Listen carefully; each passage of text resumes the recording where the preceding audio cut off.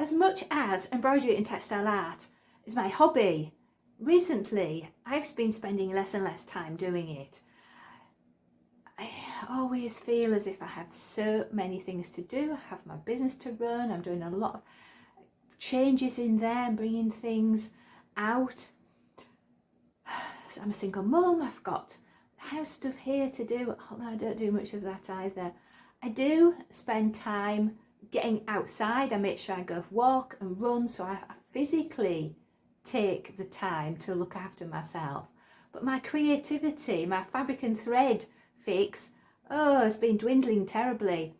And I think the other thing is my eyesight's terrible anyway, and I've got into this habit, and it's a bad habit, of like really peering at my embroidery, and then it makes my neck ache even more. So I thought, right, this has got to stop. I need to make time to do more of my creative activities rather than talking about it all the time.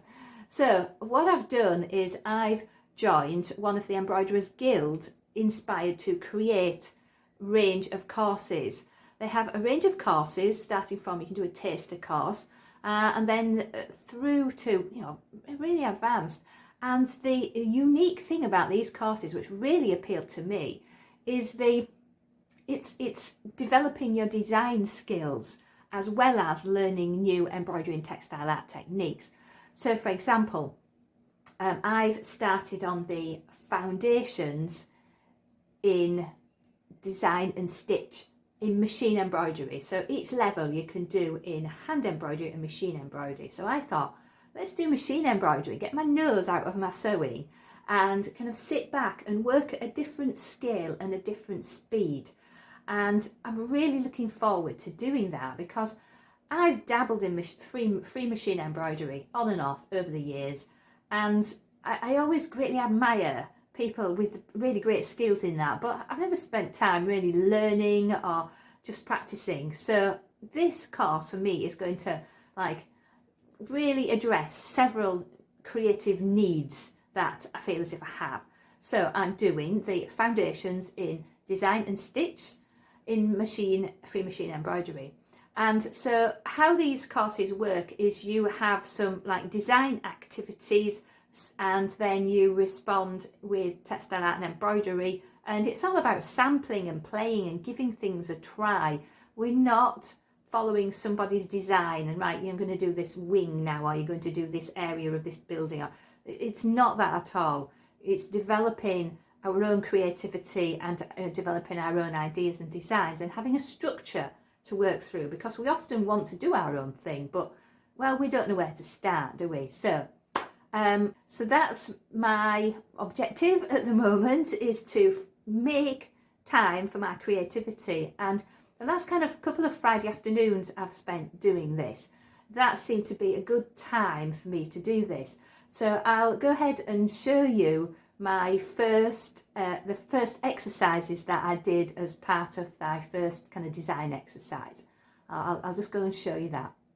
So the idea of this first exercise was very much mark making. We're exploring line and to be inspired by nature. Now I love aerial photographs, so I just pulled up, there's one particular photographer I really like, and pulled up some of their images, and then I just transferred them into lines. And you were encouraged to try different mediums. So I had some oil pastels, and actually I really like using those. So I had real fun just doing swirls and lines.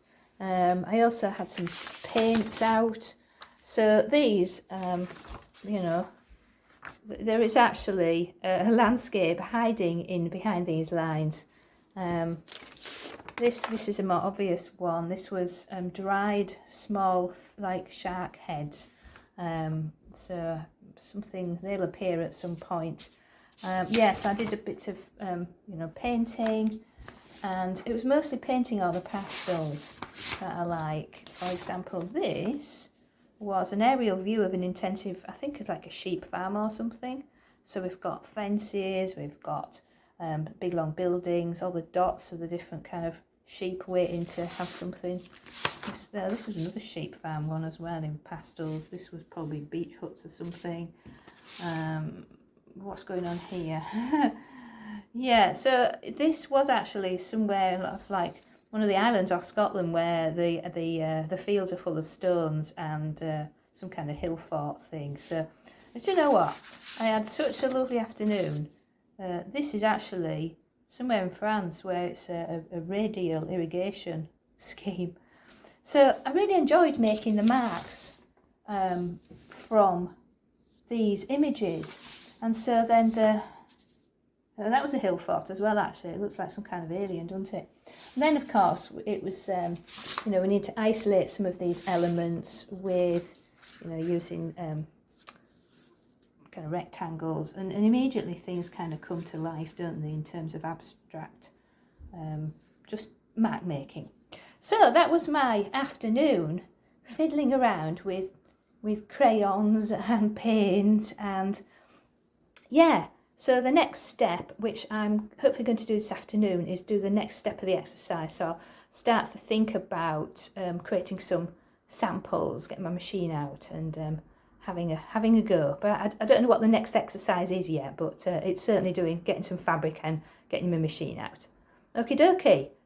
I sure you get to spend much more time than I do on being creative, but this is my journey. And if this sounds interesting to you, then as I say, if you go to the Embroiderers Guild website, or you can go to courses.embroiderersguild.com, then that takes you to the kind of homepage of the courses website, and you can see the different levels and those kind of things. And if you're an Embroiderers Guild member, then you get a discount off as well.